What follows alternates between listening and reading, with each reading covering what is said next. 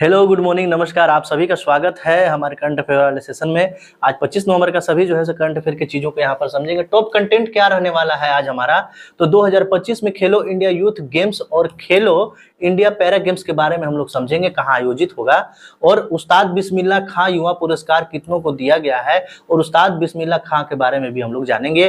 Best T20 allrounder जो है का खिताब किनको दिया गया है, कौन बने हैं इस साल, और क्लाइमेट चेंज परफॉर्मेंस इंडेक्स जिसे CPI इंडेक्स कहा जाता है, 2025 में भारत का रैंक कितना रहा है, इस पर चर्चा करेंगे।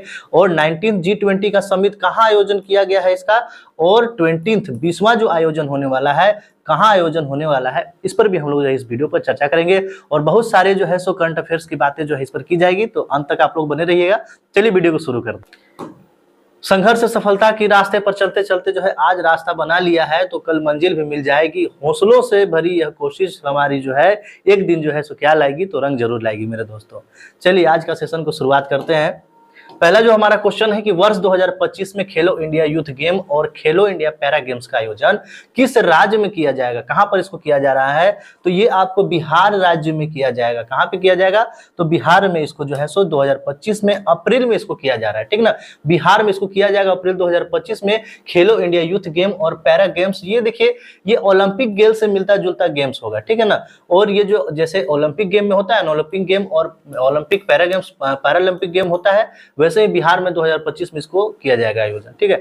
2025 में 7वां एडिशन जो है होने वाला है पैरा गेम्स, और दूसरा एडिशन होने वाला है पैरा गेम्स का, ठीक ना।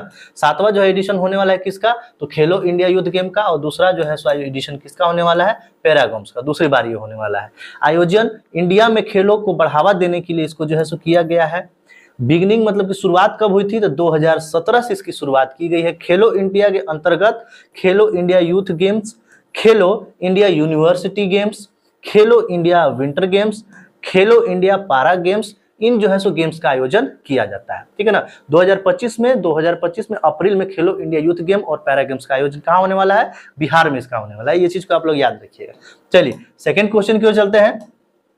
सेकेंड क्वेश्चन VVI रहने वाला है, ठीक है ना। पहले भी जो इस क्वेश्चन को जो है पूछा गया है, तो इसलिए आप लोगों के लिए ये क्वेश्चन VVI रहेगा। उस्ताद बिस्मिल्लाह खां पुरस्कार, जिसको बिस्मिल्लाह खां यूथ अवार्ड कहा जाता है, निम्नलिखित में से किस संस्था के द्वारा इस पुरस्कार को दिया जाता है, तो ये पुरस्कार जो है संगीत नाटक अकेदमी के द्वारा जो है दिया जाता है बिस्मिल्लाह खां यूथ अवार्ड को, ठीक ना। आप लोग इसको याद रखिएगा। अगर बात किया जाए 22 नवंबर को संगीत नाट्य अकेडमी के द्वारा जो है सेशन वर्ष 2022 और 23 के लिए उस्ताद बिस्मिल्लाह खां यूथ अवार्ड प्रदान किया गया।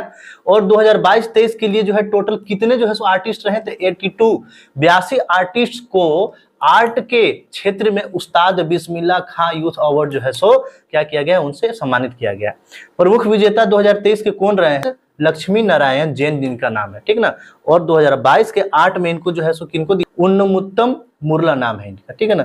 इन दिनों को जो है मुख्य रूप से इसका सम्मानित किया गया है। कौन सा अवार्ड है ये, तो उस्ताद बिस्मिल्लाह खां यूथ अवार्ड, ठीक ना। अगर बात किया जाए बिस्मिल्लाह खां के बारे में, अगर हम बात करें, तो ये जो है इस बिस्मिल्लाह खां यूथ अवार्ड की अगर बात किया जाए, तो इसकी शुरुआत 2006 से की गई है।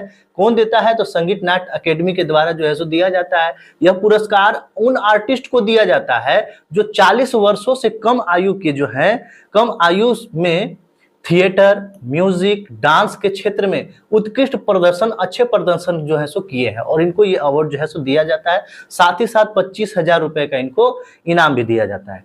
उस्ताद बिस्मिल्लाह खां जो है प्रसिद्ध किस लिए हैं, तो शहनाई वादक हैं ये, और इसलिए जो है ये प्रसिद्ध हैं, पूरे जो है विश्व में प्रसिद्ध हैं। इनको जो है बहुत सारे अवार्ड से जो है नवाजा गया है, सम्मानित किया गया है। जैसे में भारत रत्न अवार्ड 2001 में दिया गया था, पद्म विभूषण अवार्ड 1980 में दिया गया था, पद्म विभूषण अवार्ड 1968 में दिया गया था, पद्मश्री अवार्ड 1961 में दिया गया था, संगीत नाट्य अकेडमी अवार्ड जो है 1956 में दिया गया था।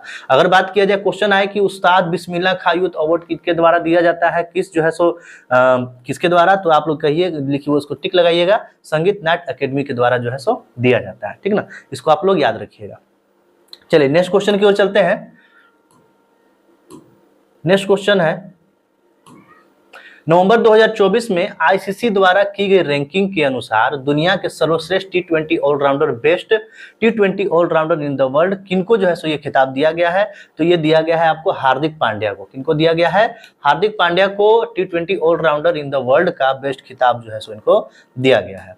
नवंबर 2024 में इंटरनेशनल क्रिकेट काउंसिल ने रैंकिंग जारी किया, जिसमें नए रैंकिंग के अनुसार टी20 ऑलराउंडर कैटेगरी में पहले नंबर पर किनको जो है सो बताया गया है? तो क्रिकेटर हार्दिक पांड्या को यह जो है सो बताया गया है। ठीक ना, चलिए आगे चलते हैं। नवंबर 2024 में किसके द्वारा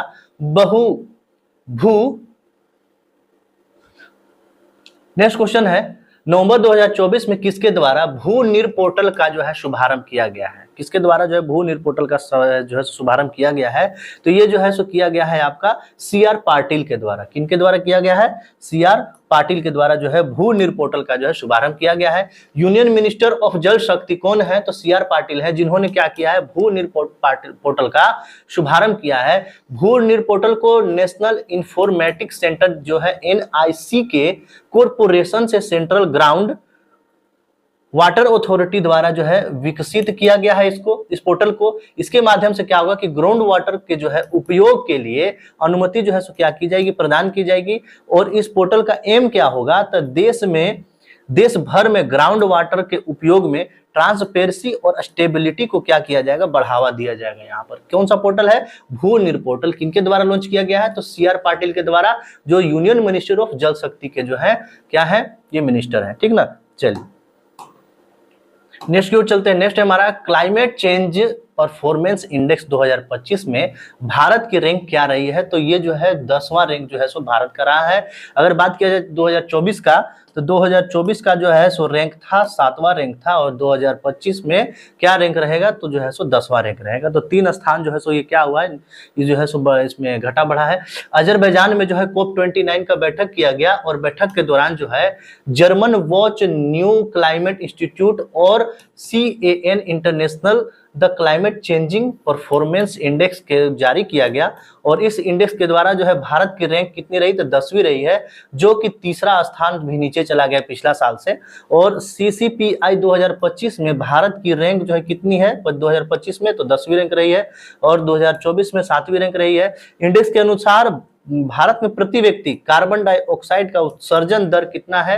तो 2.99 टन जो है सो बताया गया। ठीक ना, जो वैश्विक स्तर पर कितना है? तो 6.6 टन से भी काफी कम जो है सो रहा है। ठीक ना, तो ये जो है सो भारत का अगर कहा जाए CCPI इंडेक्स जो है सो कितना रहा है, कितना रैंक रहा है? तो ये इस साल का जो है 2025 का रैंक 10वां रहा है। आप लोग इसको याद रखिएगा।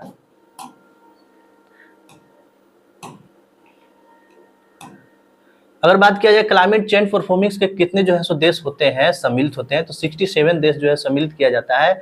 इसमें टॉप रैंक में 1, 2 और 3 पर किसी देश को नहीं रखा जाता है। ठीक ना, और अगर बात किया चौथे देश पर, तो डेनमार्क को रखा गया है, 5वें पर नीदरलैंड को, और इंडिया को कितने पर रखा गया है? तो 10वें रैंक पर रखा गया है। चाइना को 55वें रैंक पर रखा गया है, और 57 रैंक पर जो है सो यूएसए को रखा गया है, और 67 रैंक पर किनको रखा गया है? तो ईरान को रखा गया। सबसे लास्ट जो है किनका रैंक है? तो ईरान का है। और जो है सो फर्स्ट, सेकेंड और थर्ड रैंक को नहीं रखा जाता है किसी देश को। 4th रैंक पर जो किनको रखा गया? डेनमार्क को रखा गया। इस चीज को आप लोग याद रखिए। कार्बन उत्सर्जन के लिए जो है सो ये लिस्ट तैयार किया जाता है। क्लाइमेट चेंजिंग परफॉर्मिंग्स इंडेक्स इसको कहा जाता है, CCPI इंडेक्स कहा जाता है इसको। शुरुआत कब हुई थी? तो 2005 में इसकी शुरुआत हुई थी। इस इंडेक्स में उन देशों को शामिल किया जाता है जो क्लाइमेट चेंजिंग के प्रमुख जिम्मेदार होते हैं। उन देशों को जो क्लाइमेट को चेंज करने में जो है सो अपना मुख्य योगदान देते हैं, उसको जो है क्या किया जाता है? तो इस जो है सो लिस्ट में रखा जाता है। कुल कितने देश? तो 67 देश रखे गए। ठीक ना, तो यह इंडेक्स 4 कैटेगरी में जो है सो देशों को लिया जाता है, जहां ग्रीन हाउस गैसेज निकलती है, रिन्यूएबल एनर्जी होती है, और कार्बन डाइऑक्साइड उत्सर्जन होता है। तो इन सभी चीजों को मिला करके एक लिस्ट तैयार की जाती है, और उस लिस्ट को जो है सो 67 देशों में से उनको रैंक किया जाता है। ठीक है, चलिए इस चीज को आप लोग याद रखिएगा। नेक्स्ट क्वेश्चन की ओर चलते हैं। विमेन्स एशियाई हॉकी चैंपियनशिप 2024 का खिताब किस देश ने जीता है? तो ये हॉकी जो है सो खिताब जो जीता गया है, ये भारत के द्वारा जीता गया। ठीक ना, किन किन देशों के मध्य में हो रहा था ये खेल? तो चीन और भारत में हो रहा था, जिसमें जीत जो है सो किसकी हुई है? तो भारत की हुई है। चीन और भारत और चीन के मध्य में ये जो है सो खेल हो रहा था। और ये आयोजन कहाँ हुआ था? तो बिहार के राजगीर में इसको जो है आयोजन किया गया था, वुमेन्स एशियन हॉकी चैंपियनशिप 2024 का। और फाइनल मैच में जो है किसको हराया, तो इंडिया ने जो है चाइना के मध्य खेल हो रहा था तो इसको हरा करके जो है फाइनल मुकाबले में हरा करके ये खिताब जो है सो जीता है। ये 11 नवंबर से 20 नवंबर तक हो रहा था ये खेल, ठीक ना। और यह 2024 में राजगीर बिहार में मस्कोट में जो है सो इसको किया जा रहा था। Women's Asian hockey championship Asia देश की वुमेन्स टीम के मध्य में होने वाली ये खेल होती है, जो हॉकी कंपटीशन जो कहा जाता है इसको। और इसकी शुरुआत कब हुई थी, तो 2010 में हुई थी। और 2023 की अगर बात किया जाए तो इंडिया जो है सो जीता है, और 2024 में भी कौन जीता है, तो इंडिया भी जो है सो इसमें जीता है आपको, ठीक है ना, इसको याद रखिएगा। चलिए नेक्स्ट की ओर चलते हैं। नेक्स्ट क्वेश्चन है हमारा कि विश्व विरासत सप्ताह 2024 वर्ल्ड हेरिटेज वीक, ये आपके लिए वीवीआई रहेगा, इसको आप लोग याद कर लीजिएगा। वर्ल्ड हेरिटेज वीक कब मनाया जाता है, तो ये जो है सो ये सप्ताह जो है सो 19 नवंबर से 25 नवंबर तक जो है सो इस साल जो है 2024 में मनाया गया है। क्यों मनाया जाता है, तो ये जान जाइए कि विश्व की जो धरोहर होती है, बहुत बड़ी जो विश्व की और बहुत प्राचीन जो धरोहर होती है, सांस्कृतिक धरोहर जो होती है, उसको यूनेस्को के द्वारा जो है भारत में बताया गया है कुछ ऐसे स्थलों को। तो और विश्व में भी बहुत सारे ऐसे स्थल हैं जो यूनेस्को के द्वारा जो है सांस्कृतिक स्थल, धार्मिक स्थल और प्राचीन स्थल बताया गया है। उन स्थलों के बारे में लोगों को जागरूक करने के लिए और बचाने के लिए और उसका बढ़ावा देने के लिए इसको जो है वीक को मनाया जाता है। इस साल 19 नवंबर से और 25 नवंबर तक इसको मनाया गया, आयोजित किया गया है। कल्चर और हेरिटेज, परंपराओं और संस्कृतों की संरक्षण को बढ़ावा देने के लिए मनाया जाता है। 2024 का जो है थीम क्या रहा, डिस्कवर एंड एक्सपीरियंस डाइवर्सिटी, इसका जो है 2024 का थीम था। यूनेस्को और कई अन्य जो है इंटरनेशनल ऑर्गेनाइजेशन के द्वारा इसको क्या किया जाता है, मनाया जाता है। भारत में वर्ल्ड हेरिटेज वीक जो है आर्कियोलॉजिकल सर्वे ऑफ इंडिया के द्वारा क्या किया जाता है, मनाया जाता है। ये चीज याद रखिएगा, भारत में किसके द्वारा जो है इस सप्ताह को वर्ल्ड हेरिटेज वीक को मनाया जाता है, तो इसको जो है आर्कियोलॉजिकल सर्वे ऑफ इंडिया के द्वारा मनाया जाता है। इसका एम क्या है, तो परंपराओं और संस्कृति के बारे में जो है सो क्या करना, बढ़ावा देना, ठीक ना। भारत में कुल जो है विरासत स्थल की अगर बात किया जाए तो 43 स्थल है। जो 41वें स्थल की अगर बात किया जाए तो वो है आपका शांति निकेतन जो पश्चिम बंगाल में है। 42वें स्थल की अगर बात करें तो होयसला मंदिर है जो कर्नाटक में है। 43वें स्थल की अगर बात किया जाए तो मोई धाम है जो असम में है। कुल जो है सो कितनी है यूनेस्को द्वारा बताई गई है, तो वो 43 है, ठीक ना, विरासत स्थल इसको कहते हैं। चलिए नेक्स्ट क्वेश्चन की ओर चलते हैं। नेक्स्ट क्वेश्चन है कि ब्राजील में किस देश को 2025 में आयोजित होने वाली 20वीं G20 समिट का अध्यक्षता जो है सो सौंपा गया है, किस देश के द्वारा। 2024 में जान जाइए कि ब्राजील के द्वारा जो है सो ये किया जा रहा था अध्यक्षता। अब 2025 में जो है सो किसके द्वारा अध्यक्षता किया जाएगा, तो ये अध्यक्षता जो है सौंपा गया है साउथ अफ्रीका को। इसको साउथ अफ्रीका को G20 का समिट का जो है अध्यक्षता जो है किसको सौंपा गया है, साउथ अफ्रीका को सौंपा गया है, ठीक ना। 19वां आयोजन कहाँ हो रहा था, तो ये 18 नवंबर से 20 नवंबर तक ब्राजील के रियो दे जेनेरियो में इसको किया जा रहा था। इसकी अध्यक्षता ब्राजील के द्वारा की जा रही थी। समिट के बाद जो है ब्राजील ने 20वीं G20 समिट की अध्यक्षता जो है किसकी सौंपी, तो ये जो है सो साउथ अफ्रीका देश को सौंपा गया। यानी कि 2025 में 20वां G20 समिट आयोजन कहाँ होगा, साउथ अफ्रीका में किया जाएगा। साउथ अफ्रीका की अध्यक्षता जो है कब से होगी, तो 1 दिसंबर 2024 से लेकर 30 नवंबर 2025 तक इसकी अध्यक्षता रहेगी। जैसे में ब्राजील की कहा जाए तो वैसे ही 1 दिसंबर 2023 से इसकी अध्यक्षता जो है ब्राजील की थी, जो 30 नवंबर 2024 तक इसका रहा। और 2025 में किसका रहेगा, तो साउथ अफ्रीका का, ठीक ना। किसका, तो COP20 का, G20 का, याद रखिएगा आप लोग। नेक्स्ट क्वेश्चन है हमारा कि नवंबर 2025 में भारतीय सेना द्वारा बहु संस्था आपदा राहत अभ्यास संयुक्त विमोचन, देखिए ये एक अभ्यास चल रहा है, किनके किनके, बहु संस्था, मतलब कि बहुत सारी संस्थाओं के साथ में मिलकर जो है भारत में किया जा रहा है, जिसका नाम है संयुक्त विमोचन। 2024 का आयोजन कहाँ किया गया है, तो ये कर्नाटक में किया गया है। कहाँ पे किया गया है, कर्नाटक में इसको जो है सो किया गया है। इसका क्या नाम है, तो संयुक्त विमोचन इसका नाम है। इंडियन आर्मी ने 18 और 19 नवंबर को गुजरात के अहमदाबाद और पोरबंदर में जो है multi agency disaster relief exercise, जिसका नाम है जॉइंट विमोचन, कहा जाए तो बहु संस्था आपदा राहत अभ्यास, जिसका नाम है संयुक्त विमोचन, 2024 का आयोजन किया है। इसका आयोजन भारतीय सेना में दक्षिणी कमान की कोणार्क कोर द्वारा जो है इसको किया गया। इसमें युद्ध में gulf corporation council, Indian ocean release और साउथ ईस्ट एशिया ने 9 मित्र देशों के प्रतिनिधित्व ने जो है इसमें क्या किया है, भाग लिया है, ठीक ना।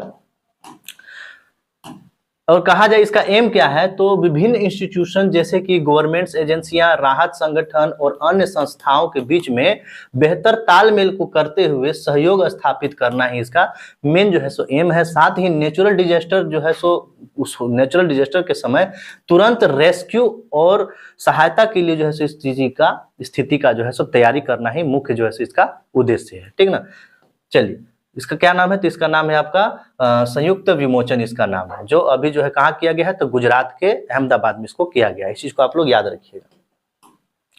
नेक्स्ट की ओर चलते हैं। नेक्स्ट क्वेश्चन है हमारा कि नवंबर 2024 में किस भारतीय को गुयाना के सर्वोच्च सम्मान, उसका नाम है द ऑर्डर ऑफ एक्सीलेंस, से सम्मानित किया गया है। तो हमारे प्रधानमंत्री नरेंद्र मोदी को जो है इस जो है सो सर्वोच्च सम्मान से जो है सो इनको सम्मानित किया गया है, जिसका नाम है द ऑर्डर ऑफ एक्सीलेंस, ठीक ना। तो ये जो अवार्ड है ये गुयाना में जो है सो दिया गया है। 2 अवार्ड से इनको सम्मान किया गया है, द ऑर्डर ऑफ एक्सीलेंस और बारबाडोस के हाईएस्ट नेशनल ऑनर जो नाम है honorary order of freedom for Barbados. इन दोनों से जो है सो इनको क्या किया गया, सम्मानित किया गया है। नवंबर में सम्मानित किया गया है इनको। प्राइम मिनिस्टर नरेंद्र मोदी को दोनों देशों के मध्य में संबंधों को बढ़ावा देने के लिए इसका जो है सो इन अवार्ड से इनको जो है सो नवाजा गया है। और कहा जाए और भी बहुत सारे जो है सो अंतरराष्ट्रीय पुरस्कारों से इनको सम्मानित किया गया है। जैसे में कहा जाए रूस से इनको अवार्ड दिया गया है order of Saint Andrew the apostle, और भूटान से जो दिया गया है ऑर्डर ऑफ द ड्रंक गैपलो। संयुक्त राष्ट्र अमीरात से यूएई से इनको दिया गया है ऑर्डर ऑफ जायद। अफगानिस्तान से अवार्ड दिया गया है इनको अमीर अमनमुल्लाह खान अवार्ड दिया गया है।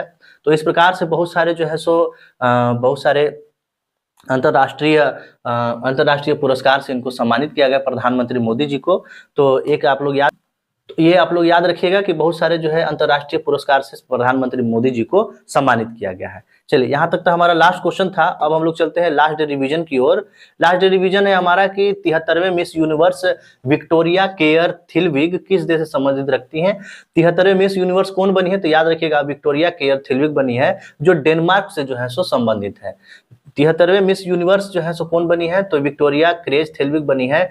जो इनको कौन जो है सो दिया गया है, किनके द्वारा दिया गया है, तो 72वें मिस यूनिवर्स रह चुकी हैं सेत्रिस पलाविस। इन्होंने ये कहाँ से, निकारागुआ से है, जिन्होंने इनको जो है सो क्राउन पहनाया है। और इंडिया की अगर बात किया जाए, इंडिया में जो है सो कौन कौन रह चुकी है मिस यूनिवर्स, तो 1994 में सुष्मिता सेन रह चुकी है, पहली मिस यूनिवर्स है भारत की।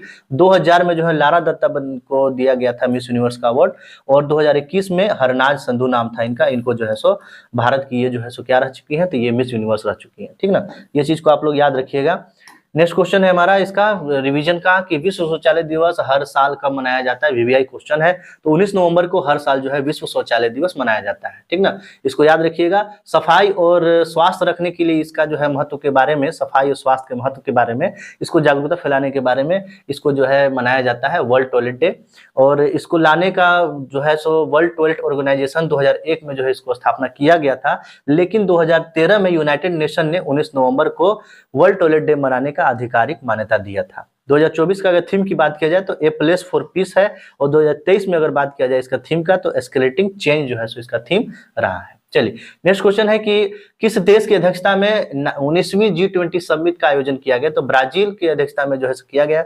ब्राजील कहां पर, तो याद रखिएगा रियो जे जेनेरियो में इसको G20 का अध्यक्षता का किया गया है। अगर 20वीं बात किया जाए आगामी अगले साल में जब होगा इसका G20 का समिट का, तो ये दिया गया है साउथ अफ्रीका को दिया गया है। इसको याद रखिएगा।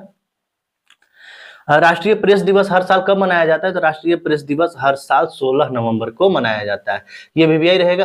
ये भी प्रीवियस ईयर क्वेश्चन जो है सो पूछा भी गया है। ये हर साल जो है 16 नवंबर को ये मनाया जाता है। 2024 का थीम क्या था इसका, चेंजिंग नेचर ऑफ प्रेस।